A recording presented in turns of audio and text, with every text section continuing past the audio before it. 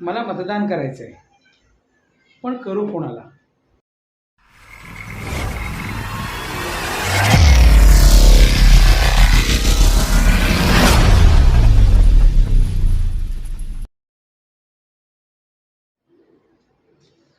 नमस्कार मंडळी, मी अतुल जैन.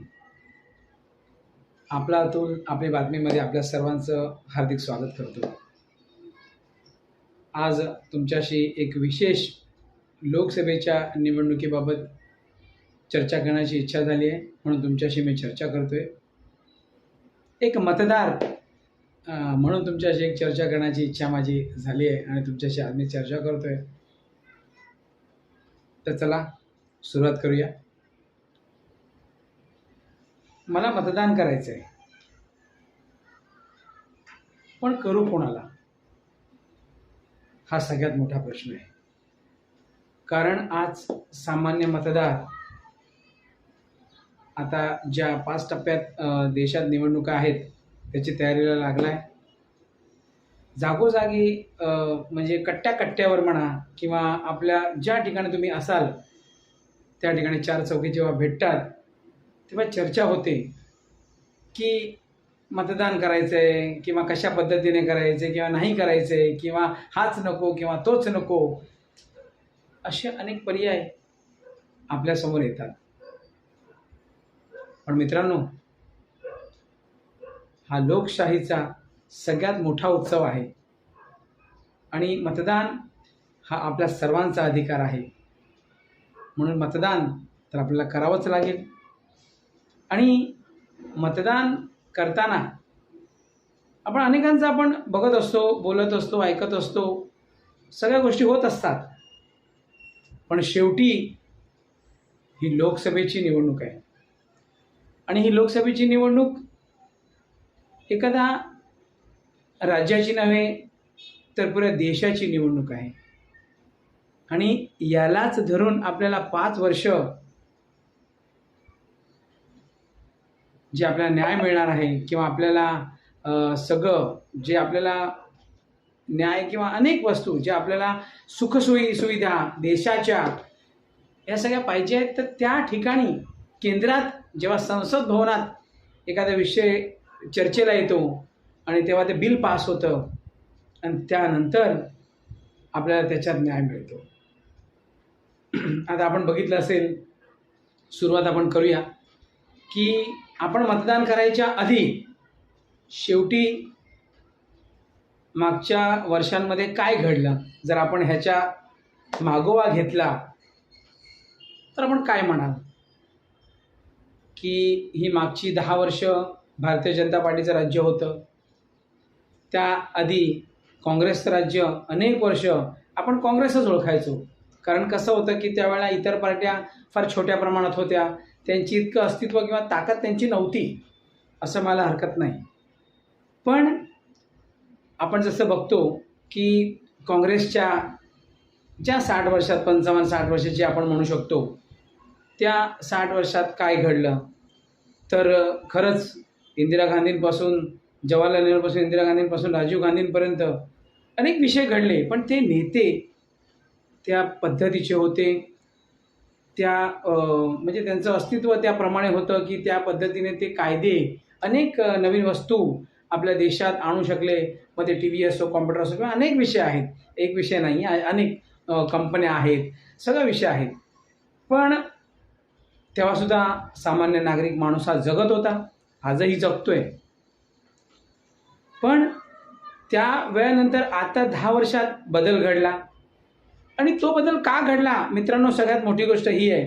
तर तो बदल घडला तो ह्या कारणाने की त्यावेळेला हाच विषय होता की महागाई, भ्रष्टाचार, स्कॅम, घोटाळे. आठवा तुम्ही 2014च्या आधी हेच विषय होते.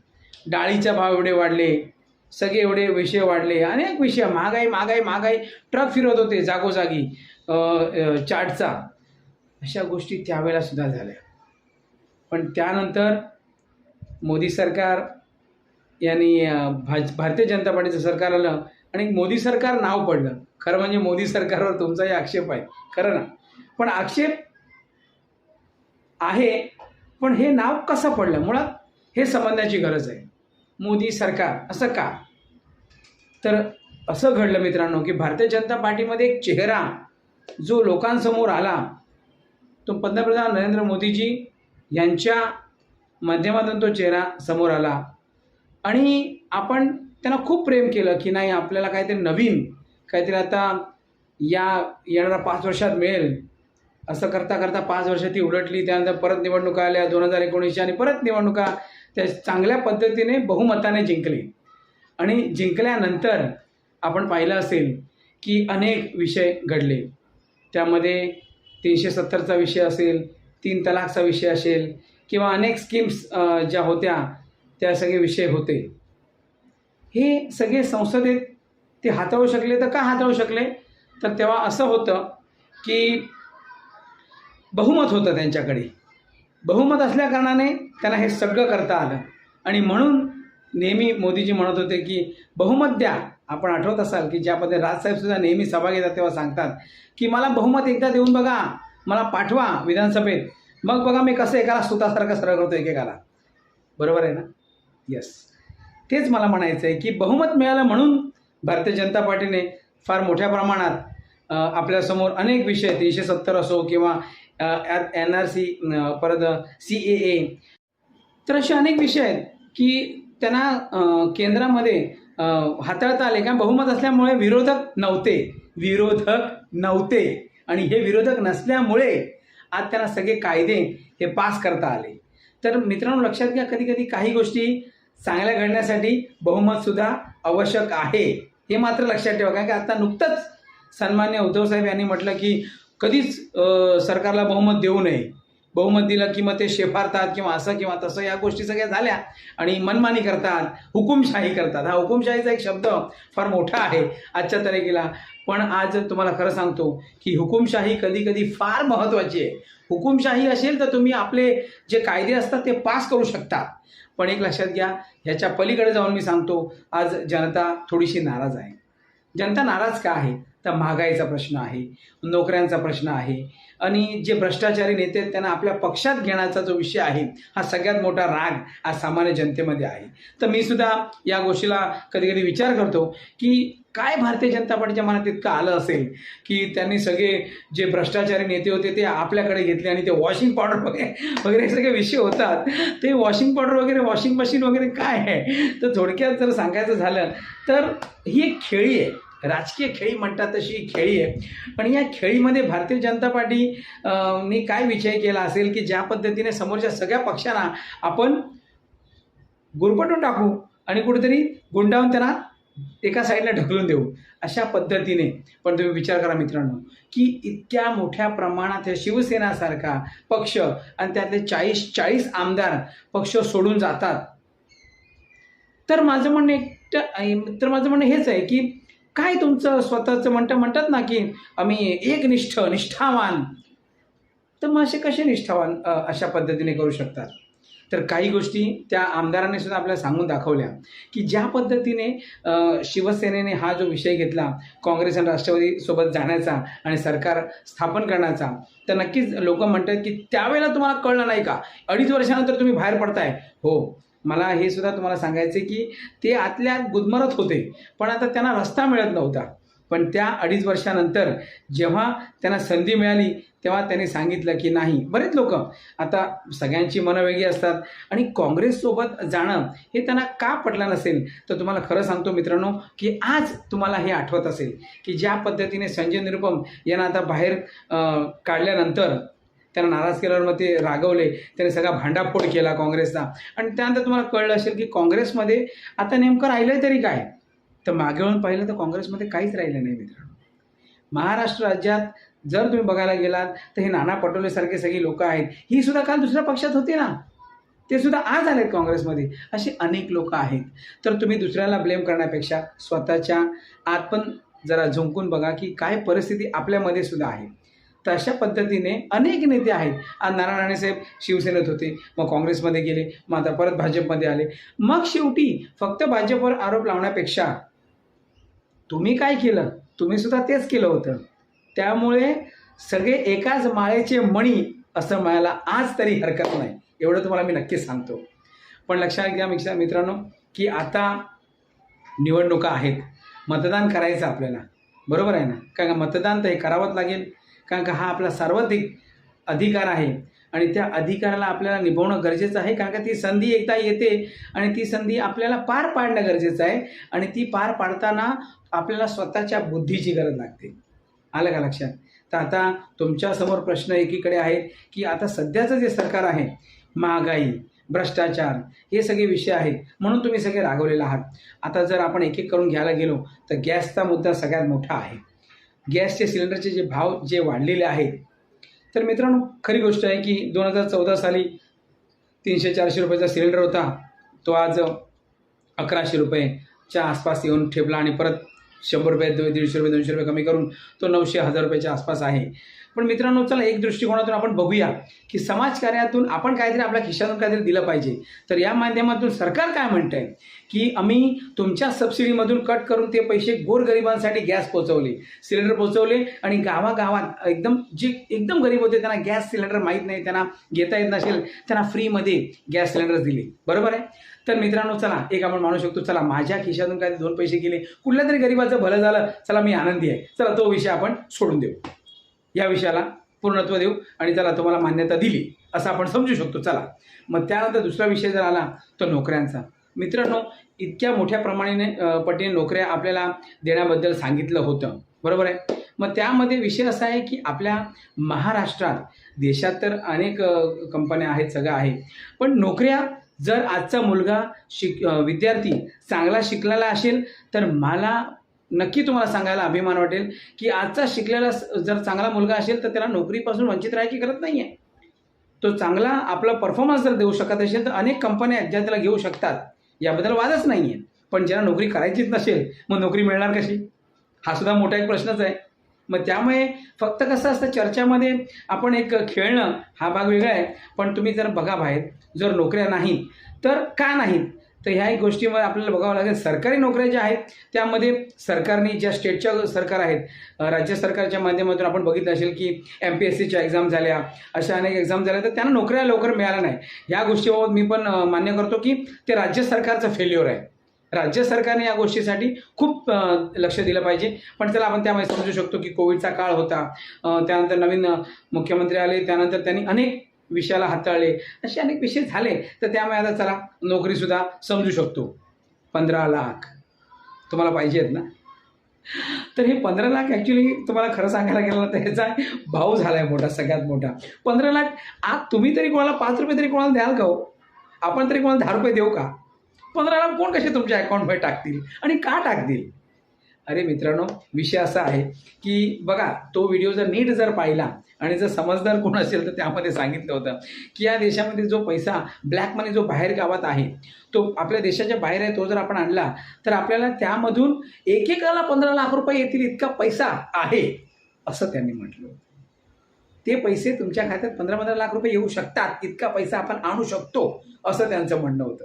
पण मित्रांनो तसं ते झालं नाही. काय सगळ्या गोष्टी आपण म्हणतो तशाच होतात असं नाही आहे. म्हणून मोदींचं काही गोष्टी त्यावेळेला बोलले, होगाहोगात बरंच काहीतरी बोलून जातो माणूस, पण त्यानंतर ते किती करणं शक्य असतं हे सुद्धा फार मोठी गोष्ट असते. आणि ते शक्य होतं का, तर हे आपल्याला बघायला मिळालं की बऱ्याच गोष्टी आहेत ज्या अजूनसुद्धा बाकी आहेत. पण मित्रांनो लक्षात घ्या, आपण महागाई तर हा छोटासा विषय आहे.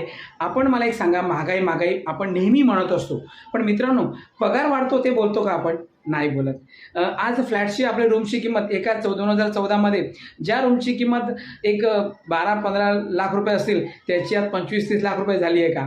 35 लाख झालं आहे की नाही? मग अशा गोष्टी आहेत ना, जिथे पैसा वाढलाय, रेट वाढलाय, पैशाची व्हॅल्यू वाढली म्हणतात, मग त्याप्रमाणे आपण सुद्धा कुठेतरी वाढलो आहे ना. पण एक लक्षात घ्या मित्रांनो की ज्या पद्धतीने 6वं वेतन 7वं वेतन असं सगळं वाढलेलं आहे, त्या पद्धतीने ज्या प्रायव्हेट नोकऱ्या आहेत, प्रायव्हेट जॉब्स आहेत, त्यामध्ये सुद्धा लोकांचा पगार एका काळी जो कमी होता तो आजच्या तारखेला आजच्या मुलांना जो आज जॉब करतायत त्यांना 35, 40, 50 हजार, 60 हजार असं पॅकेज, म्हणजे किती लाखांचं पॅकेज वर्षाचं आहे ना. जसे तुम्ही शिकलेले असाल तसे तुम्हाला नोकरी मिळू शकते, त्याबद्दल वादच नाही. तर ठीक आहे, हा एक सगळा विषय महागाईचा वगैरे झाला. पण मित्रांनो त्यानंतर मोदीजींबद्दल एक वाईट जर विषय आपण काढला, महागाई असो, परत या भ्रष्टाचारांना घेतलेला विषय असो, भ्रष्टाचारांचा विषय पण घेतला तो चुकीचा झाला. मला असं वाटतं सगळ्यांना जेलमध्ये टाकलं पाहिजे होतं. एक बरं झालं की त्यांनी या घोटाळ्यांमुळे भांडेफोड झाल्यामुळे कळलं तरी की आपल्या नेत्या लोकांच्या घरात किती किती पैसा आहे, हे लोक किती किती कोट्याधीश आहेत हे आपल्याला कळलं तरी. नाही तर कळलं नसतं. काँग्रेसच्या राज्यात तर कळतच नव्हतं. तुम भी खाओ हम भी खाते, हम खाली मजबूत जमा करते, तुम वडापाव खा के मजा करो और बोलो बहुत अच्छा चल रहा है. म्हणजे तेव्हा अच्छे दिन होते असं म्हणायला हरकत नाही, कारण की ते लोक फार मोठ्या प्रमाणात त्यावेळेला पैसा नेत्यांकडे कोट्याने पैसा येत होता, पण ईडी सारख्या गोष्टी होत नव्हत्या. आता ईडी सारख्या गोष्टी होतात. त्यामुळे आत्ताही मला वाटतं मोदीजींनी सांगितलं आहे त्यांच्या कॅटलॉगमध्ये की निवडणुकीच्या ह्याच्यामध्ये ब्रोशरमध्ये की पुढे सुद्धा आम्ही धाडी टाकत राहू. ठीक आहे, आता तो सगळ्या नंतरचा भाग आहे, काय होणार आहे काय माहीत नाही. पण एक लक्षात घ्या, चांगल्या गोष्टी काय घडल्या, तर चांगल्या गोष्टी ह्या घडल्या की राम मंदिरसारखा जो विषय होता तो नक्कीच सन्मान्य शिवसेना हृदयसम्राट हिंदू हृदयसम्राट बाळासाहेब ठाकरे यांच्या अभिमानाने आपण सांगू शकतो की त्यावेळेला बाबरी मस्जिदच्या नंतर आज अनेक वर्ष वाट पाहावी लागली आणि रामलल्ला म्हणे त्या तंबूत होते. आणि काही असो यार, 56 इंची छाती आता आपण म्हणतो, तर हे तर नक्कीच बघावं लागेल की हिंमत होती त्यावेळेलाच. राऊत साहेबांनी सांगितलं होतं की आग लागून जाईल, असं होईल तसं होईल, भांडणं होतील, लफडी होतील, दंगली होतील. असं झालं, पण काय झालं, मंदिर झालं. पण शेवटी कुठेतरी मंदिर झालं, राम मंदिर इतकं भव्य झालं. त्यानंतर कित्येक मंदिराचे कॉरिडॉर झाले आणि अनेक मंदिरं आता काम सुरुवात आहेत. अशा अनेक गोष्टी आहेत. त्यानंतर बघायला गेलो तर 370 कलम, कोणाची हिंमत होती काश्मीरमध्ये 370 कलम हटवायची. 3 तलाक विषय तरी घेऊ शकतो का, फाटली असती एवढ्यामध्ये, पण 3 तलाकचा विषय घेतला आणि कुठलीही दंगल भांडणं न जाता 370 कलम, म्हणजे एका मुस्लिम महिलेच्यावर होणारा अत्याचार कुठेतरी आळा आला ना.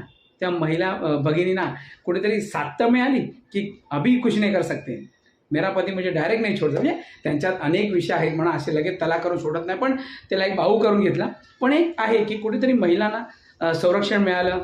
अनेक महिलांवर अत्याचार होत होते, त्यावर आपण थांबवू शकलो. आर्मी, सगळ्यात मोठी आर्मी, सैनिकांवर होणारे अत्याचार थांबले. म्हणजे त्यांना दगड मारत मारत त्यांना पळवत होते. काय कशी परिस्थिती होती आपण बघून आपल्या डोळ्यातून आश्चर्य होतं की आपला सैनिक असा मार खातोय, त्यांना पळून पळून मारतायत. अशा गोष्टी जेव्हा घडल्या होत्या तेव्हा आता त्या गोष्टी थांबल्या आहेत. आणि अनेक चौकांमध्ये मुलं दगडं मारायची, बघा तुम्ही बघत असाल, ते दगडी मारणारी मुलं आहेत कुठे आज? नाही आहेत, सगळी गायब झाली आहेत. यूपीमध्ये सरळ एन्काउंटर ठोकून टाकतात. बरोबर आहे, असंच पाहिजे, कायदा सुव्यवस्था कडकच पाहिजे, याबद्दल वादच नाही. पण या गोष्टी ह्या एका राज्यात घडू शकतात, तर आपल्या राज्यात का घडू शकत नाही? पण ती मनस्थिती आपल्या महाराष्ट्र राज्यात आपण सांगू शकत नाही, कारण काय आपल्या देशात पक्ष अनेक, पक्षाचे मोठे मोठे नेते अनेक, त्या सगळ्यांना कुठे कोण कसं सांभाळतं हे तुम्हाला मला सांगायची गरज नाही. आतल्या सगळं बरंच काय चालत असतं, एकमेकांचं बिझनेस पण चालत असतात आणि सगळे एकमेकांशी चांगले असतात. पण टी व्हीच्या माध्यमातून किंवा समोर बोलायच्या माध्यमातून तुमच्याकडनं बरंच काहीतरी बोलत असतात. तो त्याला शिवाय घालतो, हा त्याला शिवाय घालतो, पण आतून सगळे व्यवस्थित तुम्ही खा मैं भी खा, आपण सब मिलके खाते. हे सगळी गोष्ट आजही होत आहेत. मित्रांनो, बोलायला खूप आहे. मित्रांनो, आपण बघतो का नेहमी बघतो की आता सध्या जो विषय चालतो, एक तो महत्त्वाचा विषय असा आहे की संविधानवर घाला घालतायत. भारतीय जनता पार्टी संविधानावर हल्ला करतायत. तर मित्रांनो, कसं आहे की विषय असा आहे की संविधान हा डॉक्टर बाबासाहेब आंबेडकर यांनी एक फार मोठा महत्त्वाचा आपल्याला दिलेला एक विषय आहे. संविधानावर आपला देश चालतो आणि गेली अनेक वर्ष संविधान हे आपण नाही बात करू शकत, याबद्दल वाद नाही आहे. पण कसं असतं की संविधानामध्ये बदल झाला पाहिजे, या गोष्टीला मी सुद्धा तितकंच मान्यता देईन. कारण कसं असतं की 1947ला ज्यावेळेला संविधान आपल्याला देशासमोर देण्यात आलं, त्यावेळेला कसं होतं की लोकसंख्या कमी होती. त्यावेळेचे जे गुन्हे होते ते वेगळ्या प्रकारचे होते, सामान्य होते आणि असे अनेक विषय, माणसं कमी होती, लोकसंख्या कमी होती, या सगळे विषय होते. पण त्यानंतर आता त्या संविधानाच्या कलमांमध्ये तर बदल होऊ शकतो ना. म्हणजे ज्या IPC कलम्स आहेत, मग IPC आता अनेक बलात्काराचे विषय असतील किंवा अनेक विषय आहेत, फ्रॉडचे विषय आहेत, ऑनलाईन फ्रॉडचे विषय आहेत. म्हणजे असे विषय त्यावेळेला नव्हते ना 1947च्या वेळेला. त्यावेळेला असं फसवणूक वगैरे असे अनेक विषय आहेत की कलम्स, त्या अशा या आता महिलांवरचे अत्याचार हे कशा पद्धतीने झाले की तुकडे तुकडे करून त्याला कापून टाकले जातात. मग हे विषय त्यावेळेला इतके भयानक नव्हते जितके आज आहेत. तर कसं आहे मित्रांनो की संविधान बदलण्याचा मतलब ते नाही आहे की संविधान अख्खाच उचलून दुसरं टाकून दिलं आणि दुसरं नवीन घेऊन आले. असे विषय लोकांना असं वाटतं की अख्खं संविधानाचं पुस्तकच बदलून टाकतायत की काय. तर म्हणजे लोकांना कसं गैरसमज लोकांमध्ये पसरवणं हे सुद्धा फार चुकीचं आहे. पत्रकार मी आवर्जून तुम्हाला सांगेन की थोडंसं कोणी काही बोलत असताना आपण स्वतः विचार आपण स्वतः केला पाहिजे.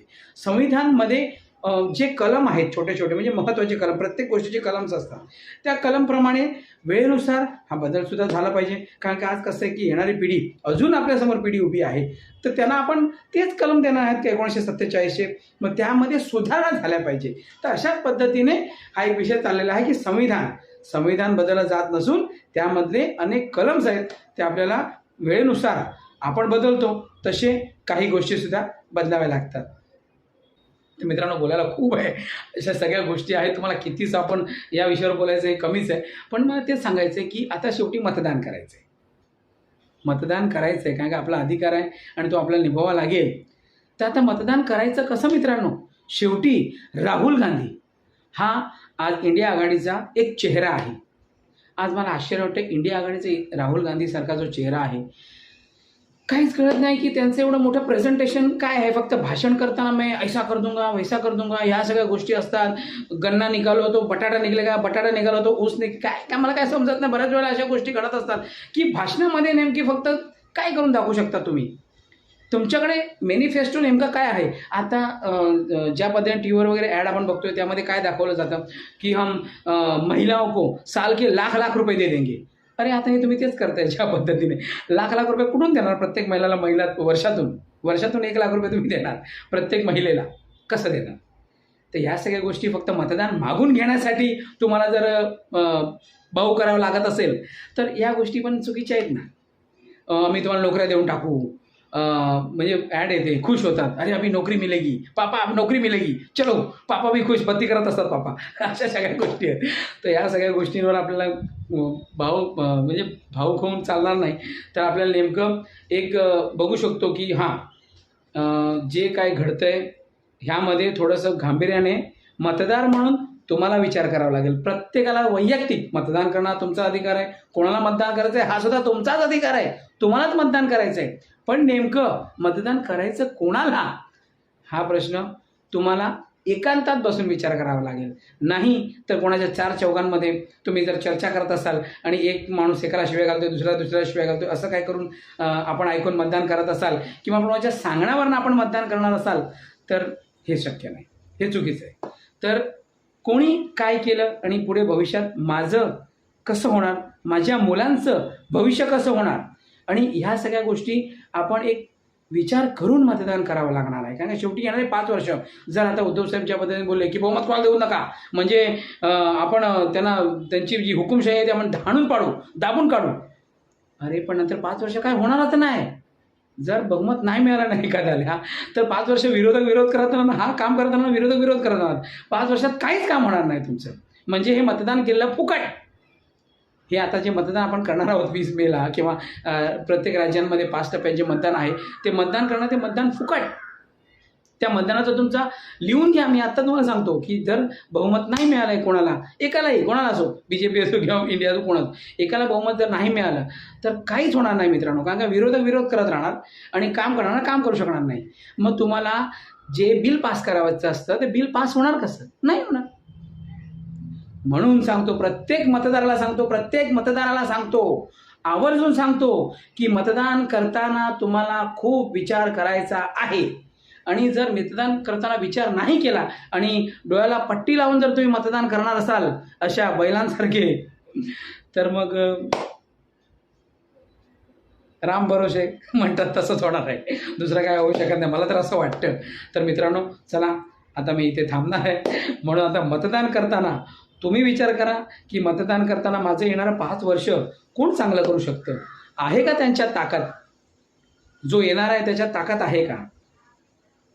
किंवा जे मागे घडलंय त्याच्यामध्ये जे काही घडलंय ते व्यवस्थित घडलंय का? 5-10 वर्षात जे झालंय त्यात काय चुका झाल्या तर चुका आपण कशा माफ करायच्या किंवा कशा पद्धतीने त्याच्याकडे दृष्टिकोन ठेवायचा हे मी तुम्हाला सांगितलं. पण आता ह्यामध्ये पुढचं भविष्य आपलं काय हा सगळ्यात मोठा प्रश्नचिन्ह तुमच्यासमोर आहे आणि त्या पद्धतीने तुम्हाला मतदान करायचं आहे. म्हणून मतदान करताना एकांतात पहिला घरात बसा आणि पहिला शांतपणे विचार करा. आपल्या घरापरिवारामध्ये चर्चा करून पुढचं भविष्य, आपल्या मुलांचं भविष्य, मुलींचं भविष्य हे सगळं आपल्याला बघावं लागेल. कारण का मुलांचं भविष्य फार महत्त्वाचं आहे आणि जर ते आपण विचार नाही केला तर मग अंधकारमय आपल्या मुलांचं भविष्य होईल. मग ती मुलं आपल्याला विचारतील, बाबांनो तुम्ही केलं काय? सरकार जे होतं ते घालवलं आणि आता नवीन सरकार आणलं, नवीन सरकार ते त्या दृष्टिकोनातलं आहे का? हे सगळं आपल्याला तुम्हाला विचार करावा लागेल. मी तुम्हाला वैयक्तिक सांगत नाही एका पक्षाचं, पण निदान तुम्हाला मतदान खूप खूप खूप विचार करून करावा लागेल. आणि पुन्हा एकदा सांगतो, 4-4 म्हणण्यानुसार मतदान करू नका. तुम्ही तुमच्या मनाने, विचाराने मतदान करायचं. आलं का लक्षात? तर चला, माझी एक इच्छा होती की लोकांशी मला एक चर्चा करायची आणि मतदानबद्दल आपण बोलूया की मतदान कोणाला करायचं. तर हा विचार मलाच करावा लागेल. तुम्ही जसं करणार आहे तसं मला माझा विचार करावा लागणार की मतदान कोणाला करायचं. तर चला बस, धन्यवाद. पुन्हा आपण भेटूया की मतदान कोणाला करायचं. दादा तो विचार तुमचा आहे बरं का. चला, थँक्यू, बाय. हा एक जनरल विषय होता की मतदान कोणाला करायचं. तर आज आपला अतुल, आपली बातमीमध्ये मी इथेच थांबतो. पुन्हा भेटूया. थँक्यू.